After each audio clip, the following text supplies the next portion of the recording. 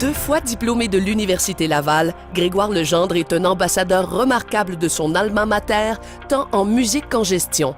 Talentueux baryton, Grégoire Legendre mène une carrière de chanteur lyrique depuis plus de 20 ans. Pendant 10 ans, il occupe aussi des fonctions de direction à l'Opéra de Québec, dont il devient directeur général et artistique en 2003. Grâce à son sens de l'innovation, à son audace et à sa créativité, il favorise l'essor de l'organisation bien au-delà des frontières québécoises. Les impressionnantes réalisations de Grégoire Legendre ont doté Québec d'une réputation internationale comme ville lyrique et pôle culturel incontournable.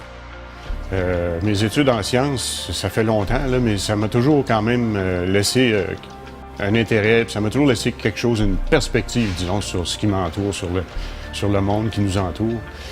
Il y a quand même un avantage à avoir une vision un petit peu diversifiée, mettons. Il y a certains professeurs que je trouvais extrêmement compétents, qui m'ont inspiré, disons. Mais il y en a un en particulier, c'est en biologie, où en fait, je faisais mes études en biologie, mais en même temps, j'étais au conservatoire en violoncelle. Puis là, j'hésitais beaucoup, est-ce que je continue en biologie, est-ce que je continue en musique? Puis il m'avait dit, c'est quoi tes choix? J'ai dit, soit que je reste en biologie ou je suis au conservatoire en violoncelle. Il dit, en violoncelle? Et si j'avais la chance de jouer du violoncelle, moi, je serais pas ici. Dans ce temps-là, il n'y avait pas de programme spécifiquement pour, disons, l'administration des arts ou de la culture. Alors, j'ai comme constitué, sans trop faire exprès, mon propre programme. Ça m'a donné un double profil qui m'a servi beaucoup, en fait, finalement, qui me sert encore. C'est sûr que le fait d'être sur scène, de chanter, puis d'interpréter un rôle, de le jouer, c'est peut-être le plus beau métier du monde, mais aussi, en arrière de ça, il s'en passe énormément. On ne soupçonne pas toujours tout ce qui se passe derrière. Ça a toujours attisé ma curiosité quand même au moment où j'étais plus en carrière de chanteur.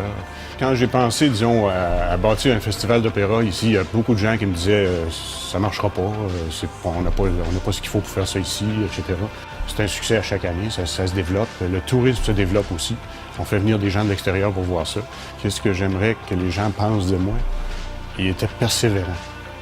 J'irais même jusqu'à dire qu'il était persistant. Parce que je pense que c'est une qualité indispensable.